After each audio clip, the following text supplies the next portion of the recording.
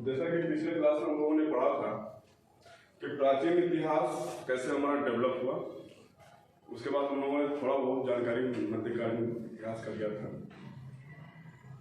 क्योंकि मध्यकालीन इतिहास में हमारा समाज एक नए धर्म, एक नए परंपरा और एक नए संस्कृति को देखा और जो कि पूरी तरीके से अलग था, और इसको वर्तमान समय में इस तरह से पढ़ाया जाता है जिससे कि दोनों समुदायों के बीच में खाई बढ़ती जाती है। कहने का मतलब यह है, सिखाया ये जाता है कि मुस्लिम आक्रांता हमारे यहाँ हमको लूटने हैं या हमें बर्बाद करने के लिए है। लेकिन जब तक इतिहास का आप वर्टिकल स्टडी और हॉरिजॉन्टल स्टडी नहीं करेंगे तब तक आप अपने विचार को उस लेवल पर नहीं बढ़ा सकते हैं जिस लेवल पर बीपीएससी या यूपीएससी खोजती है आपके दिमाग को। ठीक है, और आप लोग जानते हैं कि ये एग्जाम जो है पूरा का पूरा आपके नॉलेज का ज्ञान नहीं है बल्कि आपके टेम्परामेंट का ज्ञान है कि आप औरंगजेब को एक मुस्लिम शासक के रूप में देखते हैं या आप औरंगजेब को एक राजा के रूप में देखते हैं। ठीक है, तो हम समझते हैं थोड़ी सी बात। 1712 में पहला आक्रमण होता है।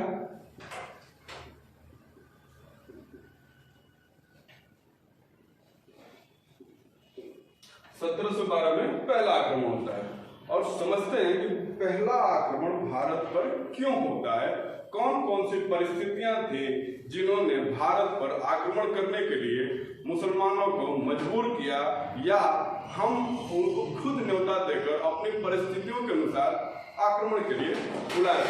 साथ में देखेंगे कि वो कौन सी विदेशी राजनीति थी जिन्होंने मुसलमानों को हमारे ऊपर आक्रमण करने के लिए मजबूर किया।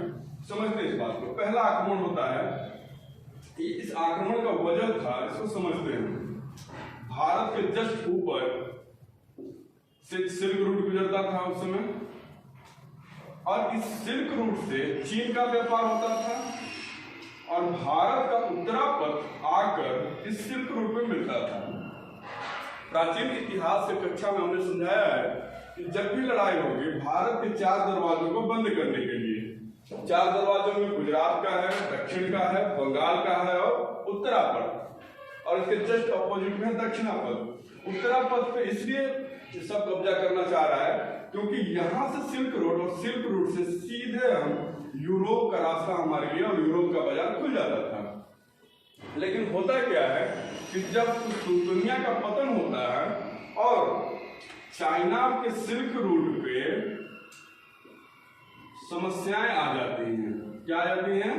समस्याएं। और कौन कौन सी समस्याएं आ जाती हैं समझते हैं। 2 परिस्थितियां उत्पन्न होती है। चाइना में कंपास का और कागजी मुद्रा का खोज होता है।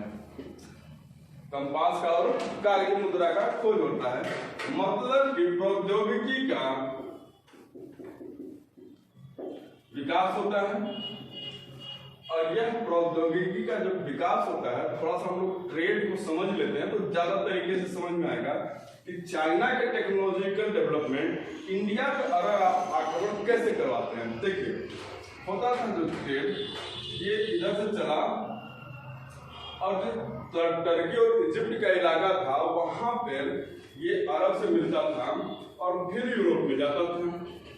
तो चाइना के टेक्नोलॉजी को अरब वाले सीख रहे थे और सीखते सीखते चले आए कहाँ? यूरोप चले आए वो टेक्नोलॉजी।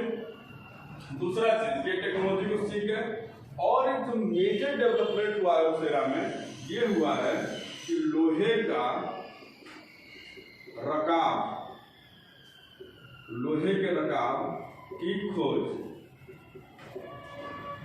अब लोहे के रकाब की खोज से क्या फायदा हुआ है?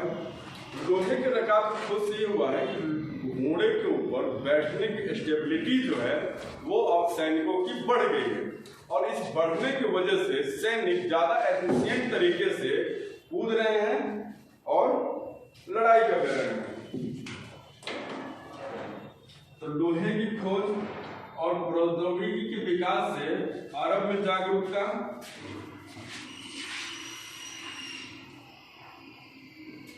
और तीसरा रीजन जो है जो हमारा प्राचीन टेक्नोलॉजी था जिसमें वराहमिहिर का था, सूर्य सिद्धांत है, जीरो की खोज है, फिर सापेक्षता का सिद्धांत है।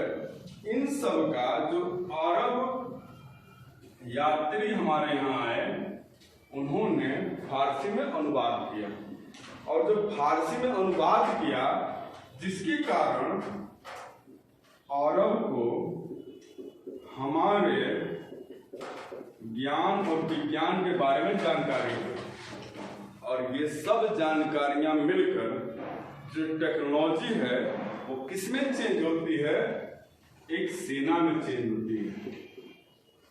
लेकिन सेना तब तक युद्ध नहीं लड़ती है जब तक युद्ध लड़ने के लिए कोई परिस्थिति न बने या वो जुनून ना आए कि अब युद्ध लड़ा जाना चाहिए या कहीं पे आक्रमण किया जाना चाहिए।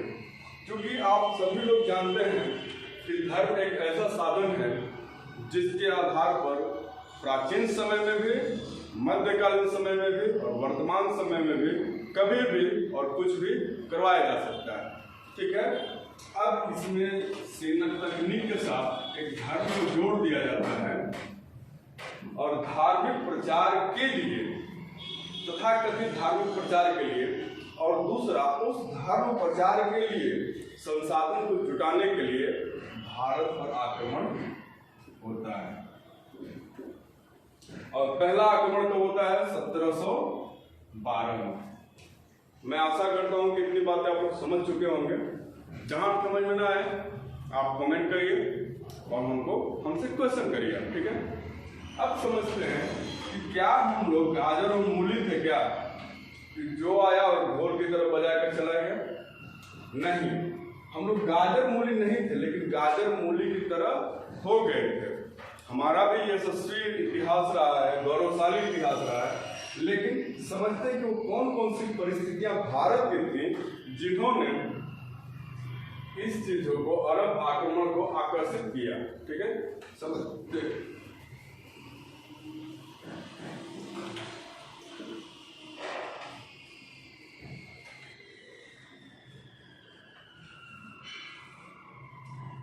गुप्त काल के बाद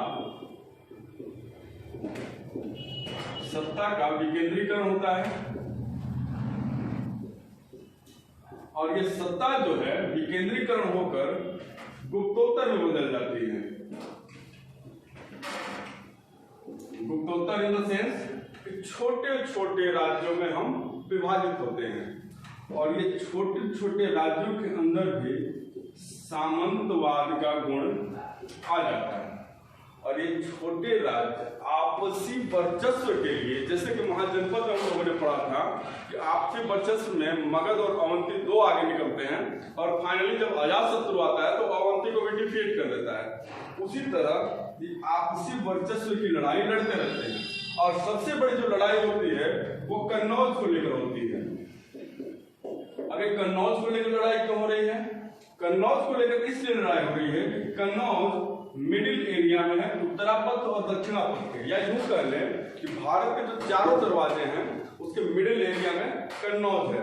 और इस कन्नौज के लिए आप देखेंगे त्रिकोणीय संघर्ष भी होता है, बहुत सारा युद्ध होता है इसके लिए, और ये फाइनली ये अशांत इलाका बना रहता है।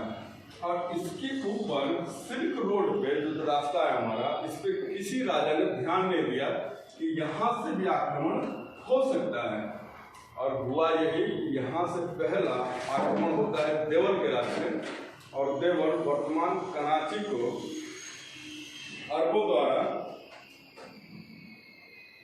जीत लिया जाता है। ठीक है, अब हम समझेंगे कि पहला जब ये विजय हो जाता है उसके बाद भारत में क्या परिस्थितियां बदलती हैं, कैसे बदलती हैं, और आपके जितने मिथक हैं आई होप कि वो भी सारे टूटेंगे इस क्लास में, और आशा करता हूं कि आप लोग समझ रहे होंगे।